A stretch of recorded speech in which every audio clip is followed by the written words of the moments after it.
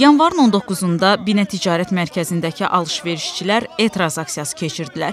Sahibkarlar icarə haqqının yüksək olmasına və mağazalara kassa aparatlarının quraşdırılmasına etiraz edirdilər.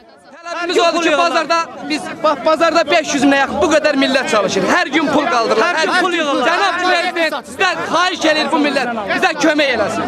Biz cənab kömək bizim başqa bir fikrimiz yoxdur. Heç pul yığılır. Sadəcə kömək istəyirik.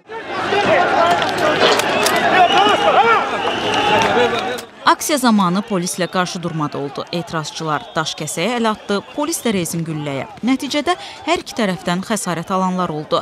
Rəsmi məlumatlarda 10 nəfər polis əməkdaşının yaralandığı deyilir. Aksiyaya qatılanlardan nə neçə nəfərin xəsarət alması, nə də neçə nəfərin saxlanması barədə məlumat var.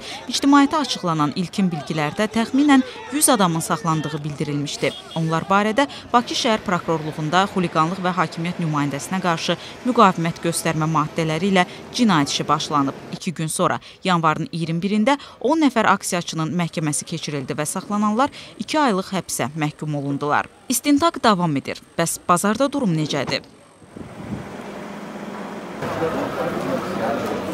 Balam, mən heç nə deyəməm.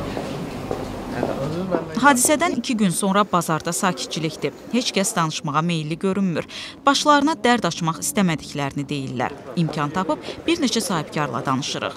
Vallahi hələ heç kəs sakitçi, heç kəs bizə heç nə deməyib. Hələ heç nə.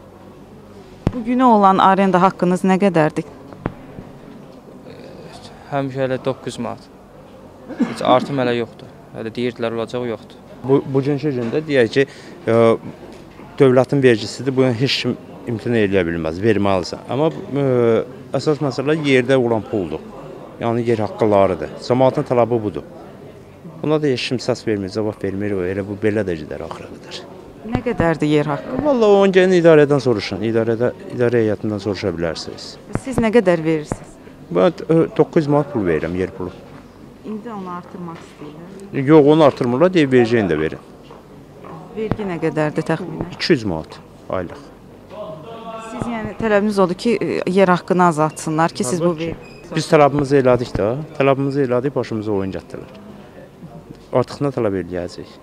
Nə söhbətimizi, nə də bazardan çəkilişimizi sona çatdıra bilirik. Özlərini bazarın əməkdaşları kimi tanıdan idmançı görkəmli 3 şəxs bizə yaxınlaşır və çəkiliş aparmağımıza mane olur. Rəhbərliklə görüşə cəhd edirik. Mərkəzin direktoru Dilşad Əmirova müsahibə verməkdən imtina edir və bazarda çəkiliş aparmağımıza icazə vermədiyini deyir. Mərkəzin hüquqşünası Fuad Cəfərov da kameraya danışmaq istəmir. Sadəcə onu deyir ki, etirazçıların tələblərinin nə olması hələ bazar rəhbərliyinə bəlli deyil. Hüquqşünas onu da deyir ki, ümumiyyətlə etirazçıların bazar işçiləri yoxsa təxribatçı qrup olduqlarını da hələ müəyyənləşdirməyiblər. Bazarda sakitçilik olsa da polis ehtiyatı əldən vermir. Ticarət mərkəzinin girəcəyində bir neçə post patrul maşını keşik çəkir.